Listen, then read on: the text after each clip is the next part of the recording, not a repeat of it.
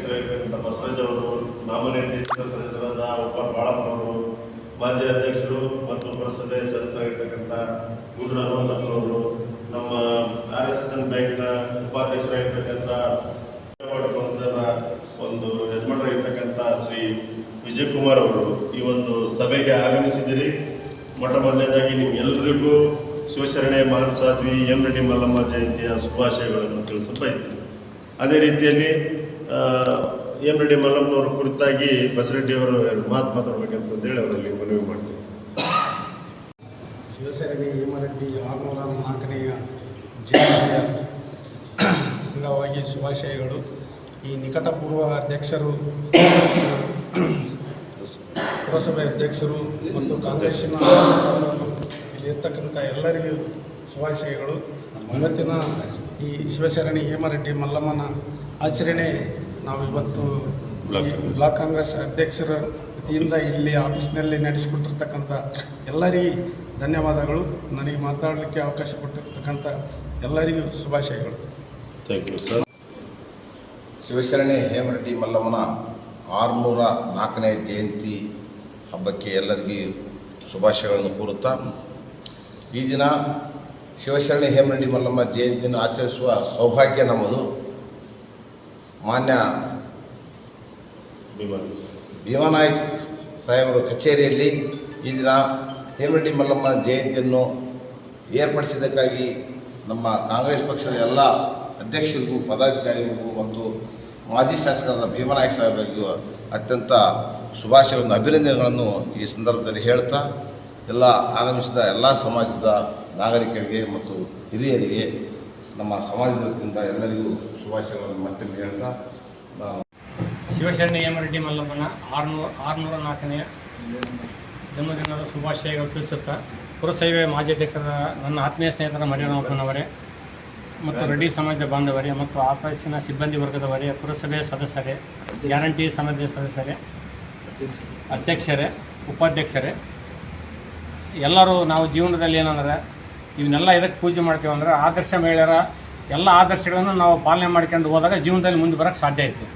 ನಾವು ಯಾವುದಕ್ಕೋ ನಾಮಕಾವಸ್ತಿ ಪೂಜೆಗಳು ಮಾಡಿದರೆ, ಯಾರು ಆಫೀಸರ್ ಬರ್ಲಂಗೆ ಪೂಜೆ ಮಾಡಿದರೆ ಇದಕ್ಕೆ ಒಂದು ಅಗೌರವ ತೋರಿದಂಗೆ ಆಗ್ತೈತಿ. ಆದ ಕಾರಣ ಮುಂದಿನ ಜಯಂತಿಯಲ್ಲಿ ಎಲ್ಲ ಆಫೀಸರ್ಗಳು ಇದ್ದು ಜಯಂತಿಯನ್ನು ಯಶಸ್ವಿಯಾಗಿ ನೆರವೇರಿಸ್ಕೊಳ್ಬೇಕು. ಹೇಮರೆಡ್ಡಿ ಮಲ್ಲಮ್ಮ ಎಲ್ಲರಿಗೂ ಒಳ್ಳೇದು ಮಾಡಲಿ ಅಂತೇಳಿ ಈ ಶುಭ ಸಂದರ್ಭದಲ್ಲಿ ಹಾರೈಸುತ್ತೇನೆ.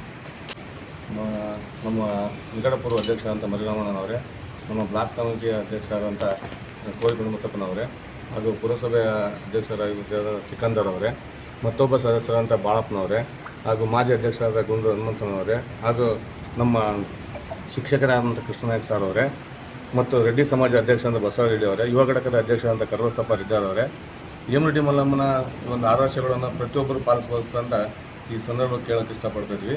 ಹೇಮರೆಡ್ಡಿ ಮಲ್ಲಮ್ಮ ಮಹಾ ಸಾಧ್ವಿಯಾಗಿ 14ನೇ ಶತಮಾನದಲ್ಲಿರುವಂಥ ನಾಗರೆಡ್ಡಿ ಮತ್ತು ಗೌರಮ್ಮರ ಪುತ್ರಿಯಾಗಿ ಜನಿಸಿ ಹೇಮರೆಡ್ಡಿ ಮಲ್ಲಮ್ಮ ಮತ್ತು ಭರಮರೆಡ್ಡಿ ಎಂಬ ಒಂದು ಜೋಡಣೆ ವಿವಾಹವಾಗುತ್ತದೆ.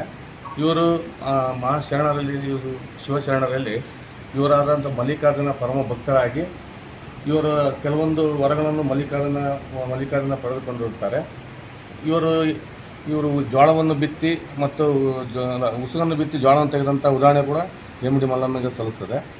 ಇನ್ನು ಅನೇಕ ಇವತ್ತು ಪ್ರತಿಯೊಬ್ಬ ಮನೆಯಲ್ಲಿ ಕುಟುಂಬಗಳಿಗೆ ಏನು ಸಮಸ್ಯೆಗಳು ಇವತ್ತು ಮಲ್ಲಮ್ಮನ ಇವತ್ತು ಆಚಾರ ವಿಚಾರಗಳನ್ನು ನೋಡಿ ಎಲ್ಲರೂ ಪ್ರತಿಪಾದಿಸ್ಬೇಕು, ಎಲ್ಲರೂ ಅನುಭವಿಸ್ಕೊಂಡು ಅವ್ರ ಅನುಭವವನ್ನು ತಗೊಂಡು ಇವತ್ತೆಲ್ಲ ಜೀವನವನ್ನು ನಡೆಸ್ಬೋದು ಅಂತ ಹೇಳಕ್ಕೆ ಇಷ್ಟಪಡ್ತೀನಿ. ಇಂದು ಪುರಸಭೆಯಲ್ಲಿ ಹೇಮರೆಡ್ಡಿ ಮಲ್ಲಮ್ಮ ಮಹಾ ಸಾಧ್ವಿ ಏನು ಪುರಸಭೆಯಲ್ಲಿ ಆಚರಣೆ ಮಾಡಿರ್ತಕ್ಕಂಥ ಎಲ್ಲ ಸಿಬ್ಬಂದಿ ವರ್ಗದವರಿಗೆ ಧನ್ಯವಾದಗಳನ್ನು ತಿಳಿಸುತ್ತಾ, ಈ ಕಾರ್ಯಕ್ರಮದಲ್ಲಿ ಭಾಗವಹಿಸಿದಂಥ ತಾಲೂಕು ರೆಡ್ಡಿ ಸಮಾಜದ ಅಧ್ಯಕ್ಷರಾದಂಥ ಬಸವರಾಜ್ ರೆಡ್ಡಿ ಅವರೇ, ಬ್ಲಾಕ್ ಕಾಂಗ್ರೆಸ್ ಅಧ್ಯಕ್ಷರಾದಂಥ ಕೋರಿ ಗುಡಿ ಬಸಪ್ಪನವರೇ, ಹಾಗೂ ಚುನಾಯಿತ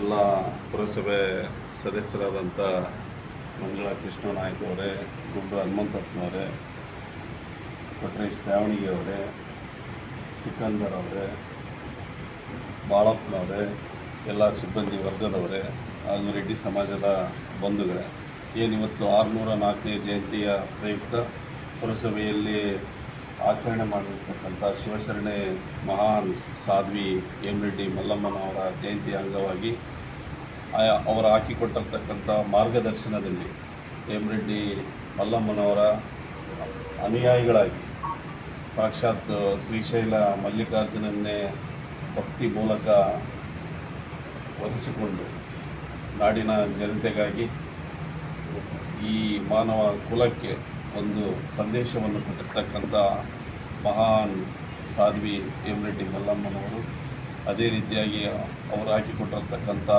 ಮಾರ್ಗದರ್ಶನದಲ್ಲಿ ಅವರು ಹೇಳಿಕೊಟ್ಟಿರ್ತಕ್ಕಂಥ ನೀತಿಗಳಲ್ಲಿ ನೀವೆಲ್ಲರೂ ಬದುಕೋಣ, ಅವರ ಮಾರ್ಗದರ್ಶನದಲ್ಲಿ ನಡೆಯೋಣ ಅಂತ ತಿಳಿಸ್ತಾ ನಾನು 2 ಮಾತು ಮುಗಿಸ್ತಾ ಇದ್ದೀನಿ.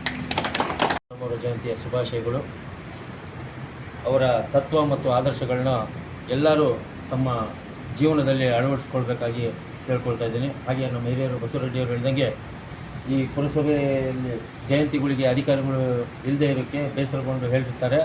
ಮುಂದಿನ ದಿನಗಳಲ್ಲಿ ಈಗ ಯಾರು ಅಧಿಕಾರಿಗಳು ಬಂದಿರಲ್ಲ ಅವರ ಶಿಸ್ತು ಕ್ರಮಕ್ಕಾಗಿ ಕಾರಣ ಕೇಳಿ ನೋಟಿಸ್ ಕೊಟ್ಟು ಅದರ ಮೇಲೆ ಶಿಸ್ತು ಕ್ರಮವನ್ನು ಜರುಗಿಸ್ತೀವಿ.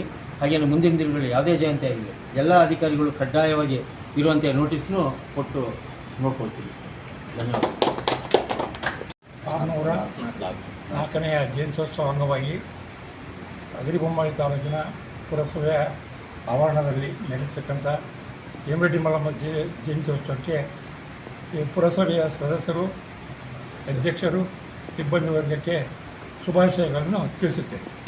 ಮಹಾನ್ ಸಾಧ್ವಿ ಹೇಮರೆಡ್ಡಿ ಮಲ್ಲಮ್ಮನವರ 604ನೇ ಜಯಂತಿಯ ಶುಭಾಶಯಗಳನ್ನು ಮೊಟ್ಟಮೊದಲನೇದಾಗಿ ತಿಳಿಸ್ತಾ ಏನು ಈ ಒಂದು ಜಯಂತಿ ಕಾರ್ಯಕ್ರಮಕ್ಕೆ ತಾಲೂಕು ರೆಡ್ಡಿ ಸಮಾಜದ ಅಧ್ಯಕ್ಷರು ಆಗಮಿಸಿದ್ದೀರಿ, ಅವರಿಗೂ ಕೂಡ ಒಂದು ಹೃತ್ಪೂರ್ವಕವಾದ ಧನ್ಯವಾದಗಳನ್ನು ಹೇಳ್ತಾ, ಅದೇ ರೀತಿ ನಿಕಟಪೂರ್ವ ಅಧ್ಯಕ್ಷರು ಪುರಸಭೆ ಮತ್ತು ಹಾಲಿ ಪುರಸಭೆ ಅಧ್ಯಕ್ಷರ ಪತಿಯಾಗಿರ್ತಕ್ಕಂಥ ಸ್ನೇಹಿತರು ಶ್ರೀ ಸಿಕಂದರ್ ಅವರೇ, ಆನಂದ್ ರೆಡ್ಡಿ ಅವರೇ, ಸಮಾಜ ಹಿರಿಯರು ಬಸರೆಡ್ಡಿ ಅವರೇ, ಸುರೇಶ್ ಅಣ್ಣನವರೇ, ಕರಿಬಸಪ್ಪನವರೇ, ಕೃಷ್ಣನಾಯಕ್ ಮೇಷ್ಟ್ರವರೇ, ಎಲ್ರಿಗೂ ಕೂಡ ಇಲ್ಲಿ ನಡೆದಿರ್ತಕ್ಕಂಥ ಎಲ್ಲ ಸಿಬ್ಬಂದಿ ವರ್ಗದವರೇ ಎಲ್ರಿಗೂ ಹೇಮರೆಡ್ಡಿ ಮಲ್ಲಮ್ಮನವರ ಜಯಂತಿಯ ಶುಭಾಶಯಗಳನ್ನು ತಿಳಿಸ್ತೀನಿ. ಅದೇ ರೀತಿಯಾಗಿ ಹೇಮರೆಡ್ಡಿ ಮಲ್ಲಮ್ಮನವರು ಏನು 14ನೇ ಶತಮಾನದಲ್ಲಿ ಭಕ್ತಿ ಎನ್ನುವ ಒಂದು ಕ್ರಾಂತಿ ಮುಖಾಂತರ ಇಡೀ ಸಮುದಾಯಕ್ಕೆ, ಕೇವಲ ರೆಡ್ಡಿ ಸಮುದಾಯಕ್ಕೆ ಅಲ್ಲ, ಇವತ್ತು ನಮ್ಮೆಲ್ಲ ಹಳ್ಳಿಗಳಲ್ಲಿ ಹೇಮರೆಡ್ಡಿ ಮಲ್ಲಮ್ಮ ಅನ್ನುವ ಒಬ್ಬ ಮಹಾನ್ ಸಾಧ್ವಿ ಪೂಜನೀಯ ವ್ಯಕ್ತಿ. ಆ ಒಂದು ಮಹಾನ್ ಸಾಧ್ವಿಯ ಈ ಒಂದು ಜಯಂತಿಯಲ್ಲಿ ಭಾಗಿಯಾಗಿರೋದು ಅತ್ಯಂತ ಖುಷಿಯ ವಿಚಾರ. ಅವರ ಭಕ್ತಿ, ಆದರ್ಶ, ಅವರ ಒಂದು ತತ್ವಗಳನ್ನು ನೆನೆಸ್ಕೊಂಡು ಎಲ್ಲರೂ ಜೀವನ ಮಾಡೋದು ಇವತ್ತು ಅತ್ಯಂತ ಅವಶ್ಯಕ ಅನ್ನುವ ಮಾತನ್ನು ಹೇಳಿ ಇವತ್ತು ಪುರಸಭೆಯಲ್ಲಿ ನನಗೂ 2 ಮಾತಾಡೋಕ್ಕೆ ಅವಕಾಶ ಮಾಡಿಕೊಟ್ಟ ನಿಮ್ಮೆಲ್ಲರಿಗೂ ವಂದಿಸಿ ನಾನು 2 ಮಾತು ಮುಗಿಸ್ತೀನಿ. ಧನ್ಯವಾದಗಳು. ಇವತ್ತು ಶಿವಶರಣೆ ಹೇಮರೆಡ್ಡಿ ಮಲ್ಲಮ್ಮ ಕೂಡ ಒಂದು ತಾಯಿ. ಆ ತಾಯಿ ಜಯಂತಿ ದಿನವೇ ವಿಶ್ವ ಮಾತೃ ದಿನಾಚರಣೆ ಬಂದಿರೋದು ಕೂಡ ಇವತ್ತು ಎಲ್ಲ ತಾಯಂದಿರಿಗೂ ಕೂಡ ಶುಭಾಶಯಗಳನ್ನು ಹೇಳಕ್ಕೆ ಇಚ್ಛೆ ಪಡ್ತೀನಿ. ಧನ್ಯವಾದಗಳು.